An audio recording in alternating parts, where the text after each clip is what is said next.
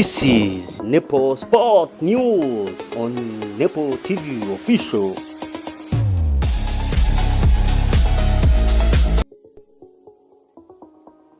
Yes, igicamunsi kiza nanone kuri mwe mukunda ibiganiro binyura kuri Nepo TV Official. Nari maze iminsi mutambona ariko murabizi neza ko twe tumaze igihe kingana n'icyumweru twibuka abacu bazize jenoside yakorewe abatutsi mu mwaka wa 1994 ariko muranyumva neza. Nyuma y'icyo gihe nagarutse neza ngarukana na sport update ndetse na breaking news nkuko nayo bamenyereje. Wakwibaza uyu munsi turagaruka hehe? Icyo wamenya uyu munsi mbafitiye inkuru zishyushye cyane. Icyo usabwa ni ugutega amatwi iki kiganiro kugera ku musozo, by'umwihariko ku mpera z'iki kiganiro ngufitiye inkuru udashobora kumva ahandi uretse hano kuri Nepo TV Official. Nta kindi ndibuze kugarukaho uyu munsi, ndabagarukira ku myiteguro ya shampiyona y'u Rwanda izaba ikinwa muri no minsi iri imbere, yaba muri equipe ya Rayon Sport dufitemo inkuru, mu ikipe ya APR Football Club hari ibikomeje kuvuga ko igomba gusezerera abakinyi bayo bagiye batandukanye ikaba yazana abandi bashya. Ese byo biteye gute? Murabizi neza ko twagiye muri kino gihe cyo kwibuka hari urubanza hagati y'ikipe ya Kiyovu Sport ndetse n'ikipe ya Rayon Sport. Umutoza hari ingingo Francis Christian Mbaya. Ese byo bihagaze gute? Nabyo uraza kugenda ubimenya gute? Ese yahawe Rayon Sport cyangwa biracyari mu manza? Ibyo nabyo uraza kugenda ubimenya. Kandi ndanyura gato no mu mukino w'igikombe cy'amahoro, ikipe ya APR murabizi neza ko izasura ikipe ya Etincelle hari Rubavu, nabyo uraza kugenda ubimenya muri iki kiganiro. Ndetse na Rayon Sport bazaba bakina na Gorilla Football Club, ikipe y'umugabo bita Haji Mudaheranwa, nayo uraza kugenda umenya iby'iyi match. Turaza kwihuta cyane twerekeze mu gihugu cy'Ubwongereza. Igikomeje kugarukaho mu Bwongereza ni ikipe ya Arsenal. Abenshi bavuga ko ishobora kuba noneho igiye kuva ku bikombe bine byose yakeneraga. Iby'iyi match iby'iyi ekipe nabyo ndaje ngende mbigusesengurira neza cyane, tubane 5 kuri 5. Ikindi gikomeje kuvugwa ni ekipe ya Man City yagarutse on form, ndetse ntasaho ngaho gusa, ntago ndi bwibande muri Premier League gusa, ahubwo ndakwerekeza no muri La Liga Santander. Murabyumva ni champion ya Espagne, naho dusesengure turebe ikipe ya Real Madrid nayo yaje kubiva ku gikombe ndetse kaza kuba ititwara neza mu mukino wa Champions League ubwo yatsindwaga na Bayern Munich ibitego 2-1. Byo mukino sego byo byari bihagaze gute? Nabyo uraza kubimenyera muri iki kiganiro. Nguhaye ikaze, ibuka kureba ko akanze subscribe niba utarayikanze kandi subscribe, ndetse kugira ngo tujye twibanira mu biganiro byacu bya buri munsi. Wibuka kandi gusharinga ibiganiro byacu igihe ubibonye, ndetse unandike igitekerezo cyawe nacyo ni Nyamuganza yambikisha amaso mbisome. Mbahaye ikaze rero cyane, reka nze dutangire muri ubu buryo neza cyane.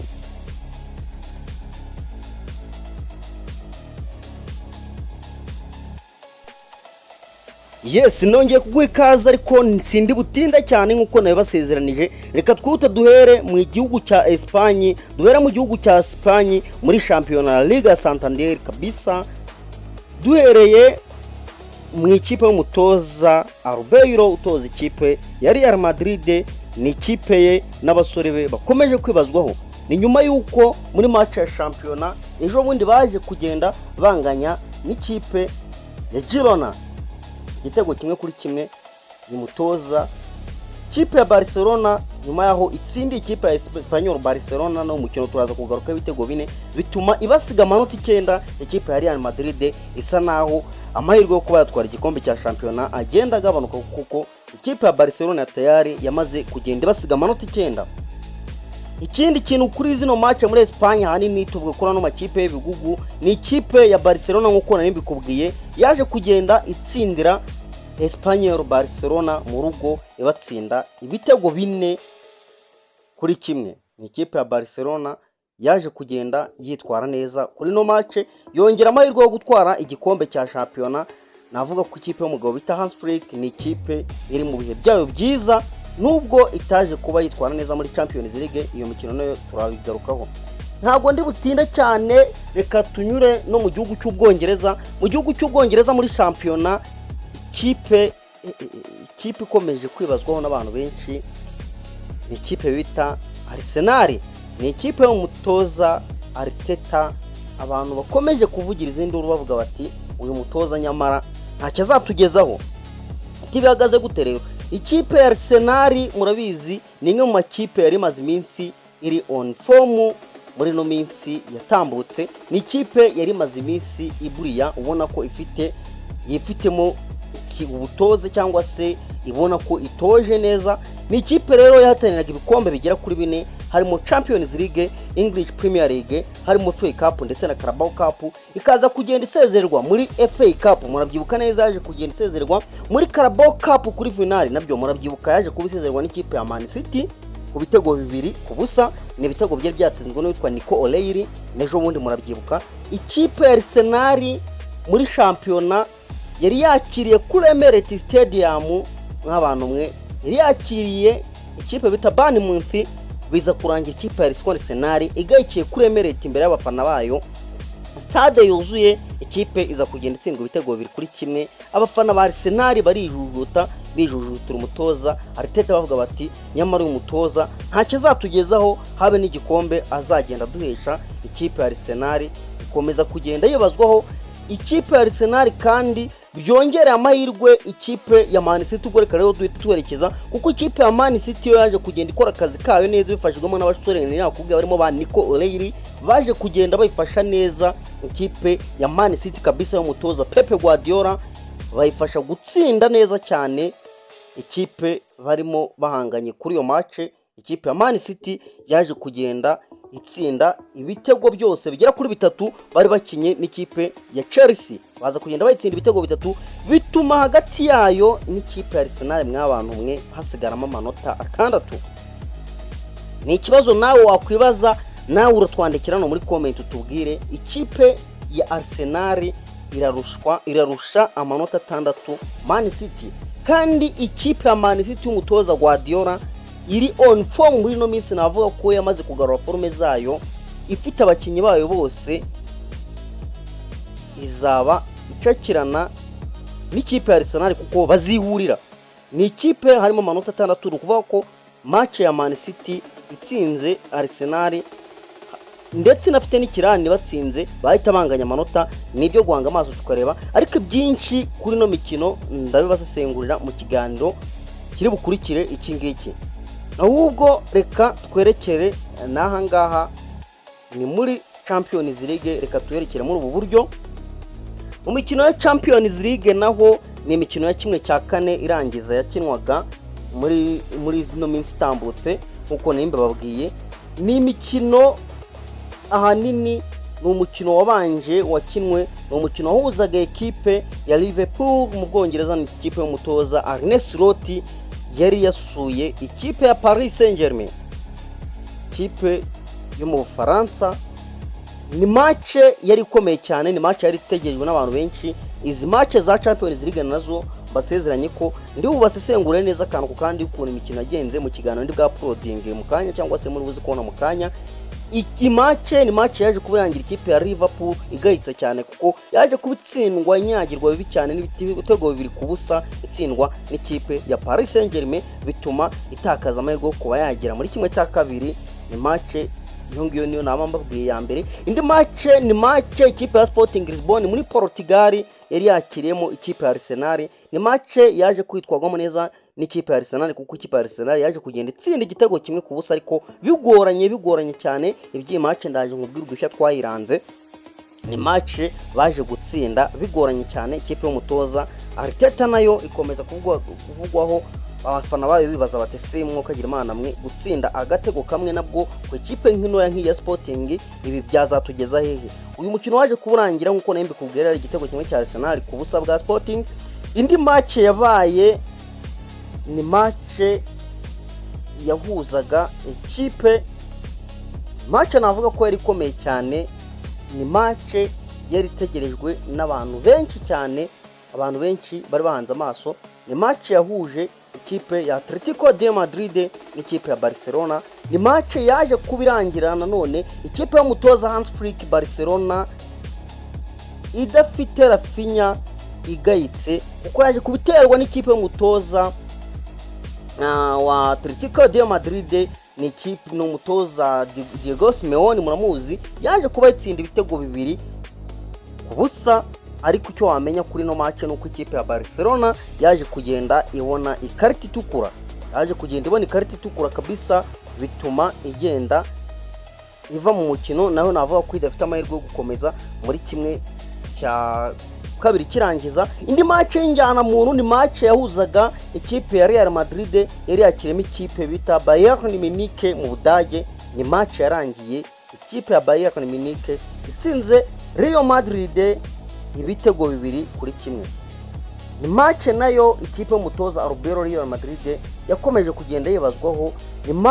Ni ikipe abantu bakomeje kubona ko idafite forme muri no minsi, ahubwo abatabasore bayo ntacyo barimo kwifasha, yaba uwitwa Kylian Mbappe yaba Vinicius Junior batigeze bagira kinini bayifasha cyane, kuko baje kugenda batsindwa ibitego 2-1. Iby'iyi mikino byose ndaza kugenda mbigusesengurira 5-5 mu kiganiro ndi bwa Proding. Genda umenya kabisa muri UEFA Champions League. Ahubwo gato reka nze twigendere gato nutu update mba ngize ngo ngende nyuzamo ni mu mikino ya CAF Champions League. Icyo wagenda umenya, ikipe ya RS Berkane yaje gusezera ikipe ya Al Ahly. Murabizi Al Ahly ni ikipe ikina champion y'u Rwanda yo muri Sudani. Ikipe ya Berkane yaje kubisezera Al Ahly, ni umukino utaravuzweho rumwe. Ni ikipe yaje kugenda ihura n'ikipe ya FAR Rabat yo muri Maroc. Ikipe ya Berkane iza kugenda igayika kuko yaje gutsindwa na FAR Rabat ibitego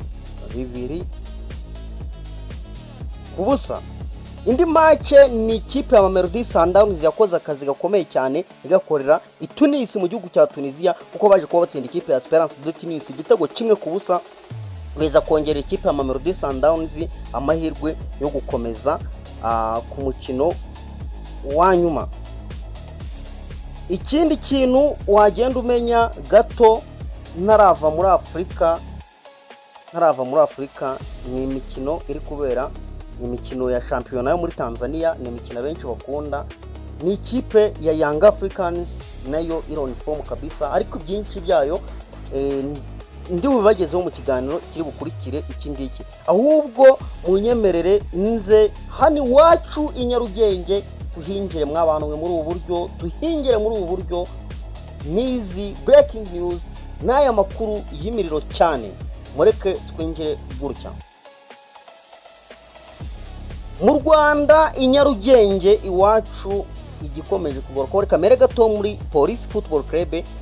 Ubuyobozi bwa Police Football Club nyuma yuko bafashe uwitwa Byiringiro Lage ubugira kabiri atwaye ikinyabiziga yasinze ndetse akaza gufungwa, biravugwa ko abayobozi b'iyi ekipe ya polisi bamaze kurambirwa imyitwarire y'uyu musore, ko igishoboka ari uko bagomba gutandukana n'uyu musore Byiringiro Lage. Uyu Byiringiro Lage biravuga ko agomba gusohoka mu ikipe ya polisi. Ese araza kwerekeza he? Iyi transfer ndayibabikiye mu minsi iri imbere, ndaje nkubwira ahantu ho bita Byiringiro Lage agomba kwerekeza. Kwihuta cyane tunyure no mu gikombe cy'amahoro. Mu gikombe cy'amahoro ni imikino ya kimwe cya kabiri igomba gukinwa. Ni ekipe ya Rayon Sport izakina n'ikipe ya Gola Football Club y'umugabo Haji Mudaheranwa Yusufu. Ni match izaba muri no minsi iri imbere, nzagenda nyigarukaho. Indi match ni match izahuza ikipe y'umutoza Bekeni ubwo ndavuga Etincelle bazaba bakiramo ikipe y'ingabo z'igihugu APR Football Club. Iyi nayo ni match yo mu gikombe cy'amahoro izagenda iba. Iyi ni imikino tuzagenda tugarukaho mu minsi iri imbere. Ahubwo gato munyemerere nyine mite mbinjiza neza mu ikipe ya Nyamukandagira mu kibuga APR Football Club. Naho reka tuhingire muri ubu buryo.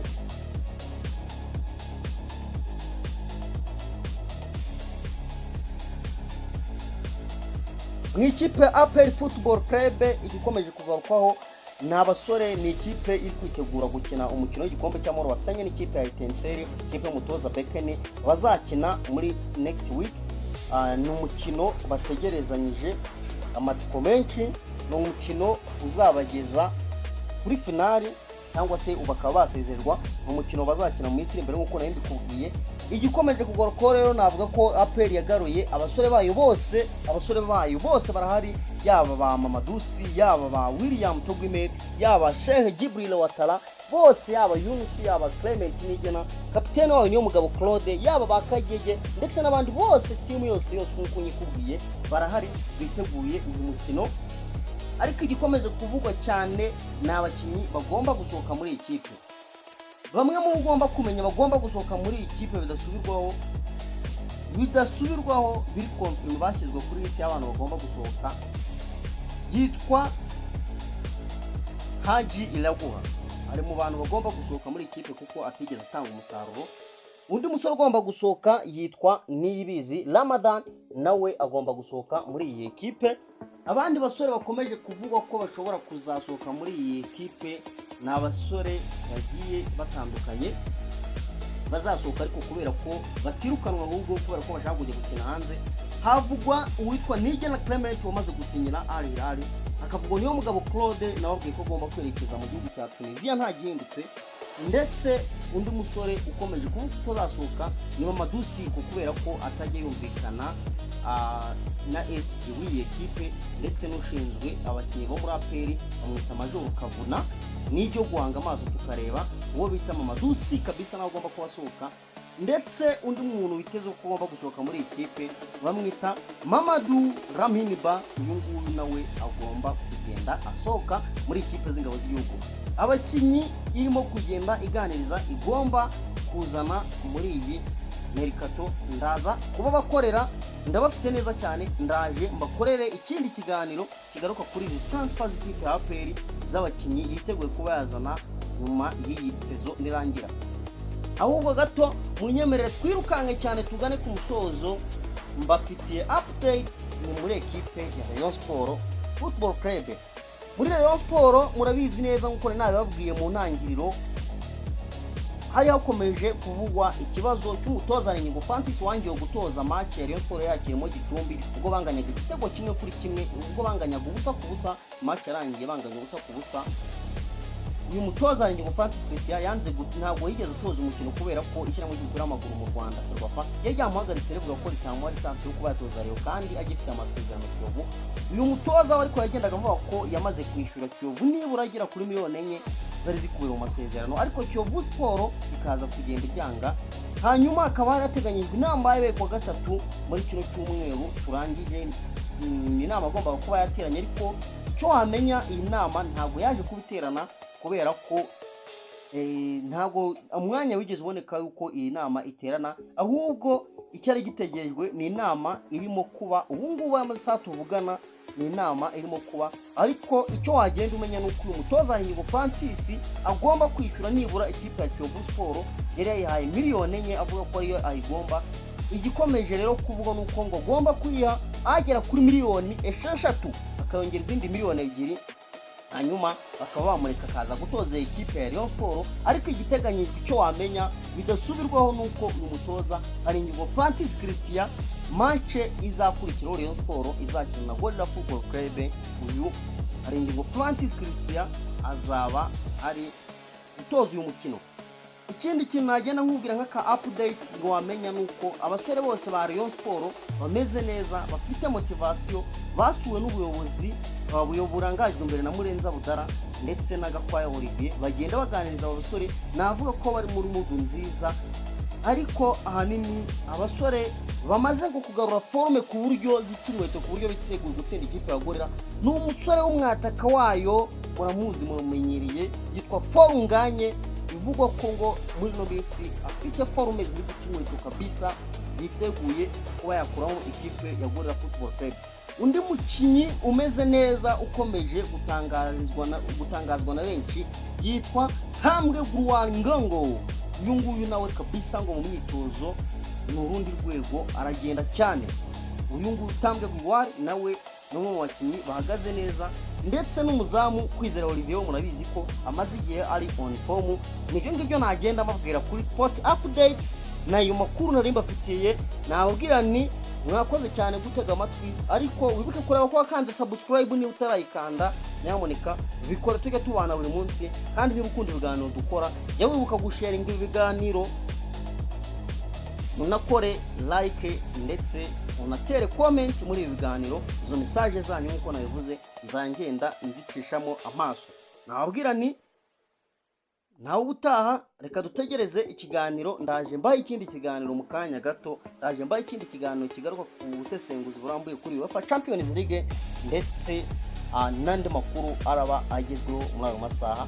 Ndabashimiye cyane.